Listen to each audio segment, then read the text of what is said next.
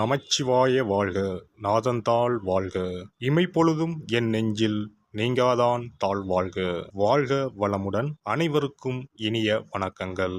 ஆனி மாதமும் ஆடி மாதமும் இணைந்த மாதம் ஜூலை மாதமாகும். சூரிய பகவான் மிதுன ராசியிலும் கடக ராசியிலும் பயணம் செய்யும் மாதம் இதுவாகும். ஆனி மாதத்தில் நடராஜருக்கு திருமஞ்சனமும், ஆடி மாதம் வரும் அமாவாசை முன்னோர்களுக்கு திதி கொடுக்க சிறந்த நாளாகவும் உள்ளது. அம்மனின் அருளை பெறுவதற்கு உரிய ஆடி மாதம் இந்த ஜூலை மாதத்தில்தான் பிறக்கிறது. இம்மாத கிரக நிலைகளை பார்க்கும்போது மேசராசியில் செவ்வாய் மற்றும் சந்திரனின் சஞ்சாரம் உள்ளது. ரிஷபராசியில் குரு பகவானும், மிதுன ராசியில் சூரியனும் சுக்கிரனும் இணைந்துள்ளனர். கேது பகவான் கன்னி ராசியிலும், சனி பகவான் கும்பராசியிலும் உள்ளனர். ராகு பகவான் மீன ராசியில் சஞ்சாரம் செய்கின்றார். இம்மாத கிரக பெயர்ச்சி என எடுத்துக்கொண்டால் சுக்கிர பகவான் ஜூலை 6ஆம் தேதி மிதுன ராசியில் இருந்து கடகராசிக்கு செல்கிறார். செவ்வாய் பகவான் ஜூலை 12ஆம் தேதி மேசராசியில் இருந்து ரிஷபராசிக்கு இடப்பெயர்ச்சி ஆகின்றார்.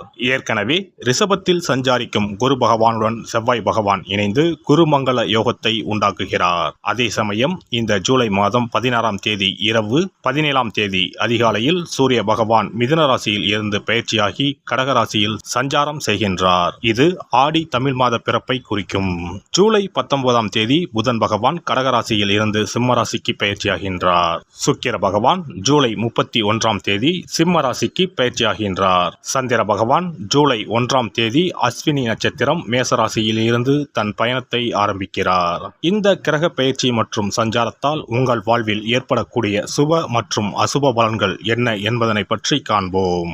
உங்கள் வாழ்வில் வளமும் நலமும் செல்வ செழிப்பும் பெற்று வாழ்வில் உயரிய நிலையை அடைய எல்லாம் வல்ல எம்பெருமானை வேண்டி விரும்பி கேட்டுக்கொள்கிறேன்.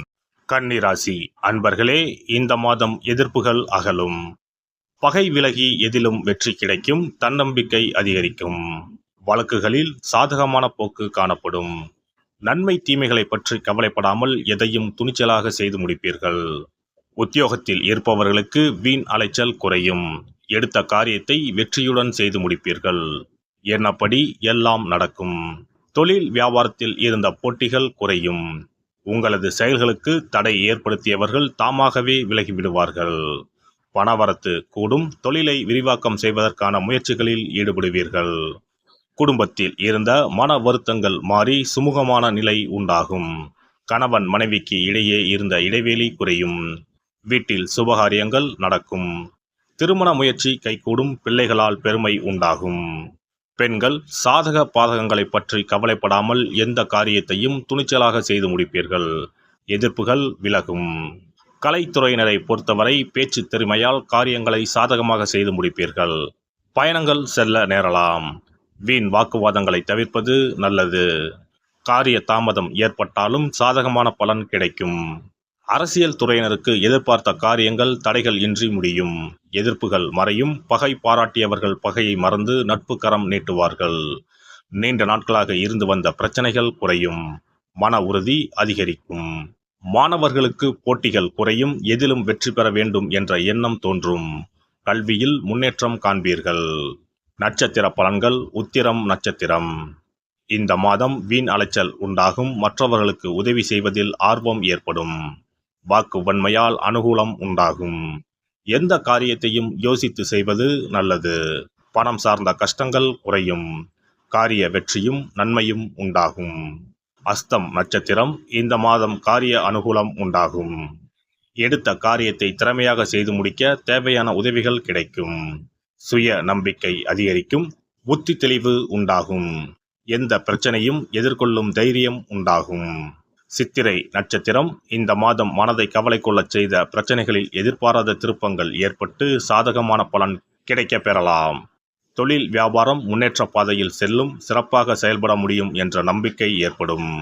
எதிர்பார்த்த பண உதவியும் கிடைக்கப்பெறும். வேலை தேடிக்கொண்டு இருப்பவர்களுக்கு உத்தியோக வாய்ப்புகள் வரும். முக்கிய நபர்களின் உதவியும் கிடைக்கும். புதன்கிழமை தோறும் ஆஞ்சநேயரை வெண்ணெய் சாற்றி வணங்க எல்லா நன்மைகளும் உண்டாகும். மனோதைரியம் கூடும். குல தெய்வத்தையும் இஷ்ட தெய்வத்தையும் ஒரே நாளில் சென்று தரிசித்து வாருங்கள். காரியங்களில் இருந்த தடைகள் விலகும். தொழில் வியாபாரம் சிறப்பாக நடைபெறும். சிறப்பு தொகுப்பு. ஒரு வெற்றிலை இருந்தால் உங்கள் துன்பங்களில் இருந்து விடுபட முடியும் என்றால் நம்ப முடிகிறதா? ஆம், உங்கள் ராசிக்கும் வெற்றிலை பரிகாரம் இருக்கிறது.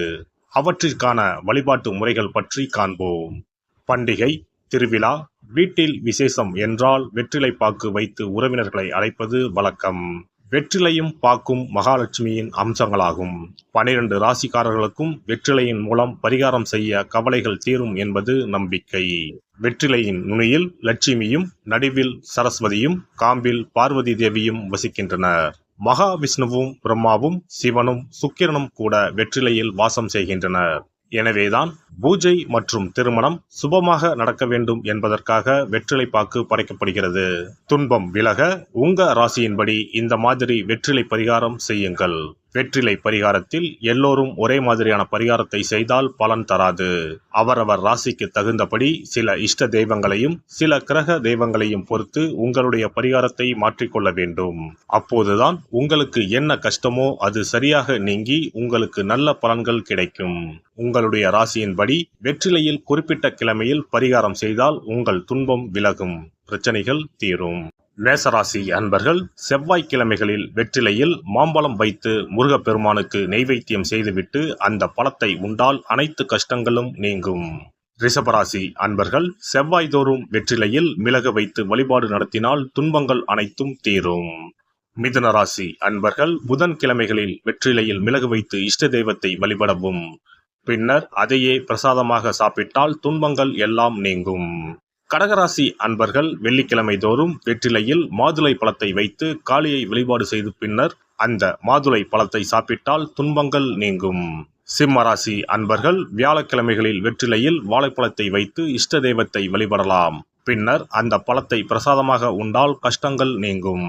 கன்னிராசி அன்பர்கள் வியாழக்கிழமையில் வெற்றிலையோடு மிளகு வைத்து உங்கள் இஷ்ட தெய்வத்தை வணங்குங்கள். உங்கள் துன்பம் துயரம் எல்லாம் தீர்ந்துவிடும். துலாம் ராசி அன்பர்கள் வெற்றிலையில் கிராம்பு வைத்து உங்கள் இஷ்ட தெய்வங்களை வழிபட்ட பின் அதை உண்டால் அனைத்து துன்பங்களும் நீங்கும். விருச்சிக ராசி அன்பர்கள் வெற்றிலையில் பேர்ச்சம்பழம் வைத்து செவ்வாய்தோறும் உங்கள் இஷ்ட தெய்வத்தை வழிபட்டால் துன்பங்கள் நீங்கும். தனுசு ராசி அன்பர்கள் வெற்றிலையோடு கற்கண்டு வைத்து வெள்ளிதோறும் இஷ்ட தெய்வத்தை வழிபட்டு பின்னர் கற்கண்டை சாப்பிட்டால் துன்பங்கள் விலகும்.